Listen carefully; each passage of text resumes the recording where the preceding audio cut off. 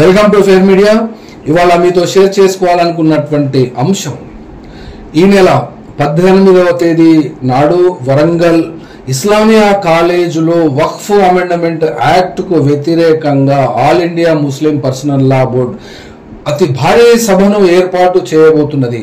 ఈ యొక్క సభను విజయవంతం చేయడానికి వరంగల్ లో ఉన్నటువంటి ముస్లిం కమ్యూనిటీ సెంటర్ ములుగు రోడ్లో ఉంది. ఇటువంటి కమ్యూనిటీ సెంటర్ ఇక్కడ రౌండ్ టేబుల్ సమావేశం నిర్వహించడం జరిగింది. ఈ రౌండ్ టేబుల్ సమావేశంలో వివిధ రాజకీయ పార్టీల నాయకులు, కమ్యూనిస్టు పార్టీల నాయకులు మరియు అంబేద్కరిస్టులు, అట్లాగే వివిధ సెక్షన్స్ మరియు ప్రధానంగా దేశంలో ఎదుర్కొన్నటువంటి మధ్య భారతంలో ఆపరేషన్ కగారుకు వ్యతిరేకంగా కూడా ఇక్కడ ప్రస్తావన రావడం జరిగింది.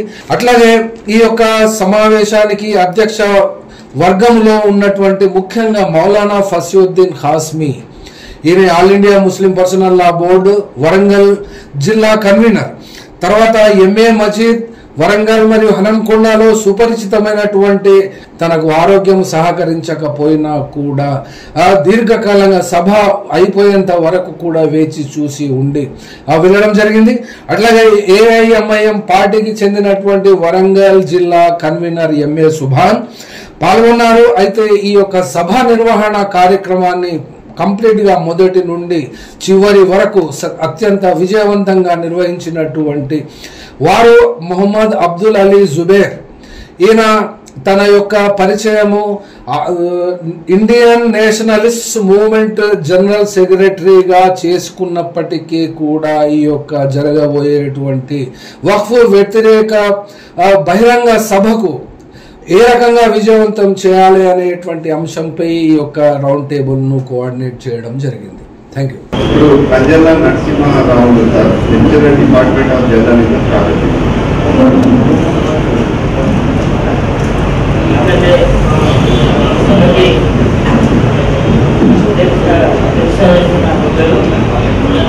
చాలా మంది ప్రజా సంఘాల నాయకులు కూడా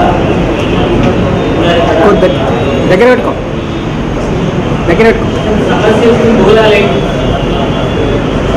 సమస్యకి మూలాలేంటి,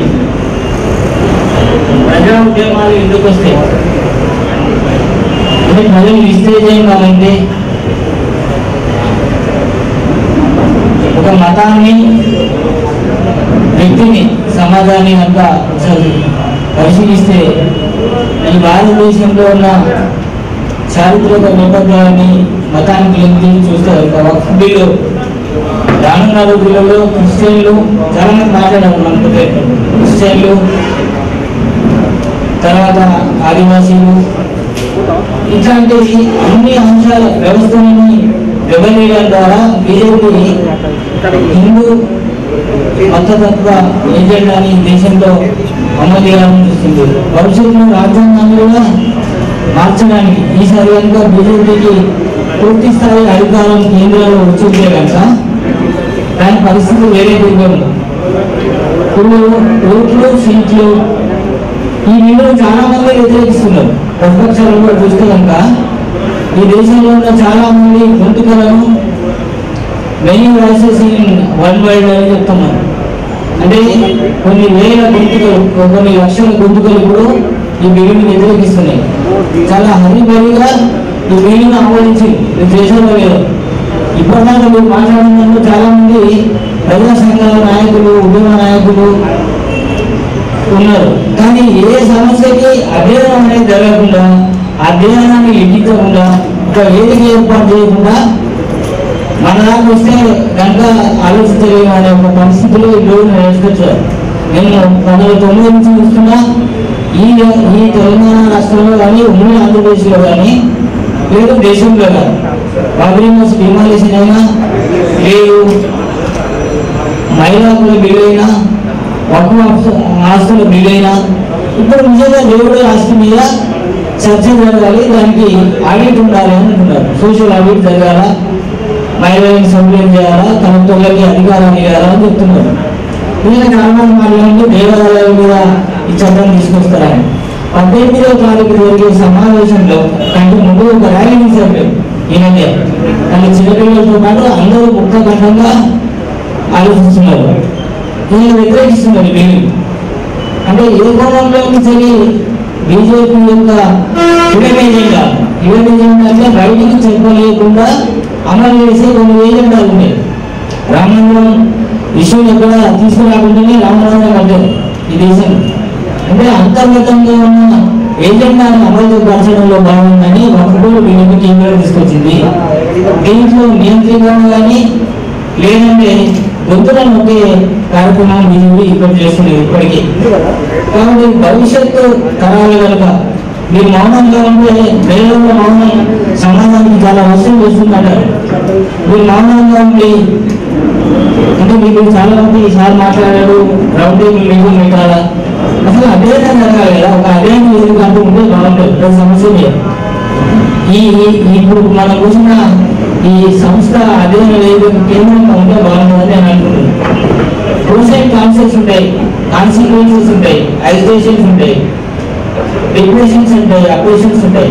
నిజంగా ప్రభుత్వం ఉన్న అధికారాలు అణచివేతకు దారితీస్తే మరి ప్రజల గొంతులు ఏం కావాలప్పుడు ముఖ్యమంత్రి నిజంగా రైతులకు 2 సంవత్సరాలు డైలీ న్యూస్లలో పోరాటం చేస్తే సోషల్ మీడియా రాసినంత print media, electronic media, mainstream media రాయలేదు. అంటే రైతులకు ఉత్తరప్రదేశ్ ఎన్నికల నేపథ్యంలో బీజేపీ ఓడిపోతున్న ఉద్దేశం మీద మోడీ ఆ బిల్లులను వెంట తీసుకున్నాం. నిజంగా ఈ దేశంలో బాబ్రీ మసీద్ రివాల్యూషన్ అన్ని టీవీ ఛానళ్లలో దాని విజువల్స్ ఉన్నాయి.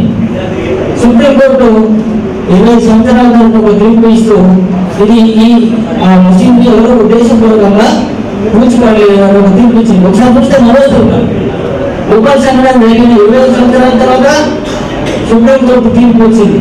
అంటే ఈ దేశంలో చట్టం, న్యాయం, ప్రజల హక్కుల గురించి మాట్లాడండి మైనారిటీ మెజారిటీ అని అంటున్నారు. మీరు ముస్లింలు మైనారిటీ అవుతారా ఇక్కడ? ఈ దేశంలో పుట్టిన మొన్న ర్యాలీలో హిందుస్థాన్ హమారా అనేది నినాదం చేశారు. ఇక్కడ వ్యక్తిని వ్యవస్థ మీరు రెండుగా చూస్తే రానున్న రోజుల్లో ప్రజల హక్కులను కూడా బీజేపీ పారవేస్తుంది. ఆ బీజేపీకి మీరందరూ గుణపడని చెప్పాలంటే ముక్తఖండంతో ఈ నాయకులు ఉన్నారు. ఇక నుంచి అధ్యయనం, పరిశోధన, దాని ఫలితాలు సమాజానికి అందియాలి. 13 తారీఖు జరిగే సమావేశానికి చాలా విజయవంతం అవుతుందని ఈ వేదిక చూస్తే మనకు అర్థమవుతుంది. థ్యాంక్ యూ అవకాశం ఇచ్చినాను. ముఖ్యంగా జుబేర్ గారికి ప్రత్యేక ధన్యవాదాలు చెప్పాలి. నేను ఇక్కడికి వచ్చి మాట్లాడడానికి అవకాశం ఇచ్చినాను. ఇప్పుడు మన ముఖ్యమైన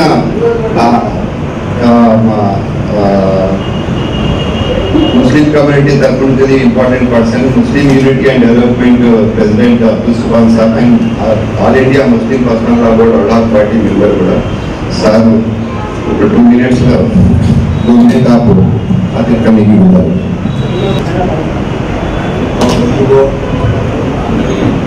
ప్రజా సంఘాల నాయకులారా, విద్యార్థి సంఘాల నాయకులారా, మనకు ఈరోజు ఆల్ ఇండియా ముస్లిం పర్సనల్ లా బోర్డు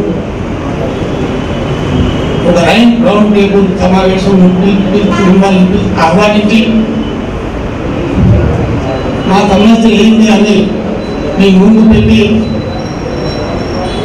మీ యొక్క సహాయ సహకారాలను తీసుకోవడానికి ప్రయత్నించిన ఈ కార్యక్రమంలో ముఖ్యంగా మీతో ఒక మనవి చేసేది ఏంటంటే మా నినాదం ఏంది? వక్ఫ్ బచావో, దస్తూర్ బచావో. వక్ఫ్ను కావాలని, మన రాజ్యాంగాన్ని కాపాడండి. అంటే ఈరోజు భారతదేశం యొక్క స్వాతంత్రం తర్వాత స్వాతంత్ర సమర యోధులు, పెద్దలు ఎన్నెన్నో హింసలను సహించి దేశాన్ని స్వాతంత్రం అందించిన వాళ్ళు, మన దేశాన్ని నడపడానికి రాజ్యాంగాన్ని స్థాపించుకున్నాం. ఆ రాజ్యాంగం ప్రకారంగా 2014 వరకు ఎలాంటి ఆపద లేకుండా, ఎలాంటి ప్రాబ్లం లేకుండా మన దేశం యొక్క ప్రభుత్వాలు ఆ రాజ్యాంగం ప్రకారంగా నడిచింది. 2014 తర్వాత ముఖ్యంగా మీతో మనవి చేసేది ఏంటంటే బీజేపీ ప్రభుత్వం మన దేశంపై స్వాతంత్రం తర్వాత వీళ్ళు తీసుకున్న చర్యలను గురించి మీ ముందు పెట్టేది ఏంటంటే బాధ. 2014 తర్వాత వీళ్ళు వచ్చి ప్రత్యేకంగా వీరి యొక్క మెయిన్ సెంటిమెంట్ ఏంటంటే ఈ భారత రాజ్యాంగాన్ని మొత్తానికి మార్చి ఈ దేశం యొక్క రాజ్యాంగం హిందుత్వ రాజ్యాంగం చేసుకున్నామన్న ఆలోచనతో ఫస్ట్గా ముందు అప్పటి నుంచి వాళ్ళు వచ్చినప్పటి నుండి వీళ్ళు ట్రైగా భారతదేశ వాసులపైన ముస్లింలపై ఈ యొక్క దౌర్జన్యాలు చేసుకుంటూ భారత రాజ్యాంగంలోని ముస్లింలకు చెందిన ఈ అంశాలను రాజ్యాంగంలో తీసేసి మార్చి ఈ విధంగా మన మొత్తం దేశాన్ని ఈ ముస్లింల ఈ అంశాలను మార్చిన తర్వాత వేరే క్రిస్టియన్లను తీసుకొని వారి యొక్క అంశాలను మార్చి ఇదే ప్రకారంగా ప్రతి జాతి యొక్క అంశాలను మార్చుకుంటూ హిందుత్వ రాజ్యాన్ని స్థాపించడానికి ప్రయత్నం చేస్తున్నది. ఈ విషయం మనం గమనించవలసిన అవసరం ఎంతైనా ఉంది. మేము మా మతం యొక్క సంబంధించిన వక్ఫ్ ఆస్తులను కాపాడుకోవడానికే కాదు, ప్రత్యేకంగా మన దేశం యొక్క రాజ్యాంగాన్ని కాపాడుకోవడానికి మా యొక్క ఈ పోరాటం ఉంది. ఈ పోరాటానికి మన దేశ సెక్యులర్ ప్రజలు, ప్రతి పార్టీ, ప్రతి పౌరులు మాతో సహకరించి ఈ నల్ల చట్టాన్ని మళ్ళీ రద్దు చేసేంత వరకు పోరాడమని మీకు మనవి చేస్తూ మీరందరి సహకారం ఉంటుందని మేము ఆశిస్తూ నాకు ఈ అవకాశం ఇచ్చిన వారికి చాలా చాలా ధన్యవాదాలు. మీ అందరికీ కూడా చాలా ధన్యవాదాలు. మీరు నా మాటలు గమనించగలరని మరోసారి ప్రార్థిస్తున్నాను. ఒక విషయం ముస్లింస్ అంబేద్కర్ దాని గురించి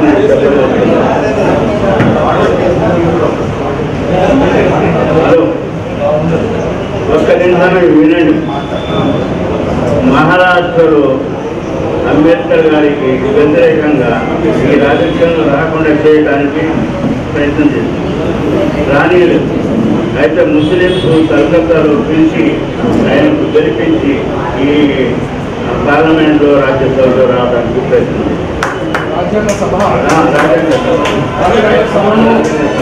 అయితే ముస్లింస్ ఏదైతే పనిచేశారో అంబేద్కర్ సపోర్ట్ అయినారు, అందరు వ్యతిరేకించారు. ఇంకొక విషయం, ఈ మహాత్మా గాంధీ ముస్లింస్ కు మహాత్మా గాంధీ ముస్లింస్ రాత్రి కూడా మేము ఒక ప్రపోజల్ ఇస్తున్నాం. ఈ రాజ్యాంగంలో అంబేద్కర్ గారి పేరు లేకుండా చేయడానికి మేము సపోర్ట్ చేయాలి అంటే అందరూ ముస్లింస్ దానికి వ్యతిరేకించి అంబేద్కర్ ఖచ్చితంగా ఉండాలని చెప్తే రాజ్యాంగం ముస్లింల పాత్ర చాలా ఉన్నది. అంబేద్కర్ ఇప్పుడు తెలియదు, ఇప్పుడు అట్లా కానీ అంటే చాలా విధంగా సపోర్ట్ చేసి రాజ్యాంగంలో రాసిన కానీ రాజకీయంలో కానీ ఏ విషయంలో కూడా అందరం ముస్లింలతో కలిసి పనిచేయాలనే ఉద్దేశంతో ఈ సమావేశం నిర్ణయించడానికి ముందు మనం ఇంత యాక్టివిటీ ప్రోగ్రామ్ పెట్టుకొని ఆ ముస్లింలు విషయమో ఈ మొత్తం ప్రోగ్రామ్ అయిన తర్వాత 5-10 నిమిషాలు తీర్మానం చేసుకొని ఫ్యూచర్లో ఎవరికి ప్రాబ్లం వచ్చినా కూడా ఒక రౌండ్ టేబుల్ పెట్టాలి, అందరూ కలిసి మనము వాళ్ళకు సపోర్ట్ చేయాలి అని నా ఉద్దేశం.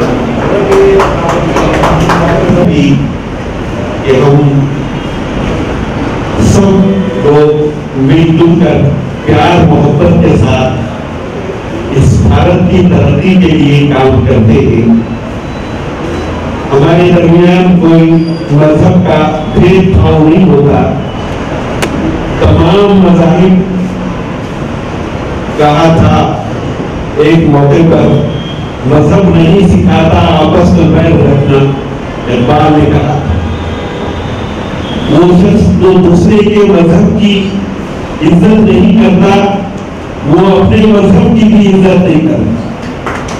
दूसरे के धर्म की इज्जत करना हमारे ऊपर फर्ज है। हम किसी मजहब को बुरा नहीं कह सकते। कुरान के अंदर ये बात कही गई है, वला तसुब्बुल लज़ीना यदऊना मिन दूनिल्लाह, कि किसी मजहब को बुरा मत करो। ये कुरान का लेसन है, तालीम है। आज हमारे नौजवान, हमारे अजीज अब्दुल अजीज जुबैर साहब, मैं पहली मरतबा देख रहा हूँ कि हमारे शहर में, मैं 45 साल से हूँ यहाँ, दादा को 90 से चला रही हूँ, पहली मरतबा देख रहा हूँ कि इतना कामयाब राउंड टेबल जिसमें हमारे बिरादरान वतन, हमारे भाई शहीद हैं, और बहुत काम की बातें, जितनी बातें यहाँ बताई गई उनको समझ रहे थे और हम देख रहे थे कि बड़ी काम की बात है। हैदराबाद से भी हमारे मेहमान आए, गेस्ट, और आप लोग भी हमारे गेस्ट हैं। हमारे इस प्रोग्राम को कामयाब बनाने के लिए ये राउंड टेबल मीटिंग, ये जो मीटिंग है, ये बहुत ही फील्डिंग का काम है। उसके लिए बड़ी जरूरत मिलेगी हमारी आपसे। अभी मुझीब भाई ने भी कहा कि आप सबसे हमारी दरखास्त है कि रिक्वेस्ट है कि 18 के प्रोग्राम में 6 बजे शाम में आप सब हमारे जलसे में एज ए गेस्ट हमारे मेहमान हैं, आप जरूर शरीक हो और अपने दोस्तों को भी, अपने रुफका और साथियों को भी साथ लेकर आए। हम सब मिलजुल कर इस प्रोग्राम को कामयाब करेंगे ताकि हमारे अम्बेडकर साहब ने जो दस्तूर बनाया, जो संविधान बनाया, जिसमें हर एक के मजहब पर चलने की आजादी दी गई है, ताकि हमारी मजहबी आजादी पर कोई डाका न डाले, इसके लिए मजहब दस्तूर की हिफाजत के लिए हम सबको मिलकर काम करना है और मुल्क भारत को मुत्तहिद होकर बचाना है। और मौजूदा जो मरकज की हुकूमत है बीजेपी की, ये यहाँ के आवाम की, मुल्क की दुश्मन बनी हुई है। हम इस हुकूमत के इस बिल के लाए हुए अमेंडमेंट बिल के खिलाफ हम सब ये कहते हैं कि ये काला कानून है। जब तक ये कानून रद्द नहीं होता, हमारा एजुकेशन जारी रहेगा। ये मुस्लिम पर्सनल लॉ बोर्ड की और हमारे सेकुलर भाइयों की आवाज। ये 2-3 बातें एक कन्वीनर की हैसियत से, क्योंकि मुझे कम्युनिटी ने कन्वीनर बनाया है हैदराबाद से, जो ऑल इंडिया के सदर है, बहुत अच्छा होता है कि मैं ये तेलुगु में आपके सामने बोलता तो अच्छा था। आइंदा जब भी मुलाकात होगी तो इसकी कोशिश करेंगे, पहले से कुछ तैयारी करके मैटर बनाकर आपके सामने टूटे फूटे अंदाज में तेलुगु में बात करने की भी मैं कोशिश करूंगा। मुझे माफ फरमाइए। बहरहाल बड़ी खुशी हुई, बहुत हम आपके मशहूर हैं, आपका हम दिल से इस्तेमाल करते हैं, स्वागत करते हैं। ఎంకరేజింగ్ సెషన్ గా మేము తీసుకుంటున్నాం। రెండోది, ఇవాళ బ్రహ్మన్ సాబ్ ప్రపోజల్ పెట్టినట్టు ర్యాలీది మేము ఆల్ ఇండియా ముస్లిం పర్సనల్ లా బోర్డు వాళ్ళందరినీ చర్చించి దీన్ని అందజేస్తాం। ఫెయిర్ మీడియాకు స్వాగతం। మా ఛానల్ను సబ్స్క్రైబ్ చేసుకోండి మరియు మా వీడియోలను చూడండి। ప్రతి అప్డేట్ల కోసం బెల్ ఐకాన్ను ఆన్ చేయండి। మేము నిజమైన మరియు ఫెయిర్ వార్తలు మరియు రాజకీయ అప్డేట్లను అందిస్తాము।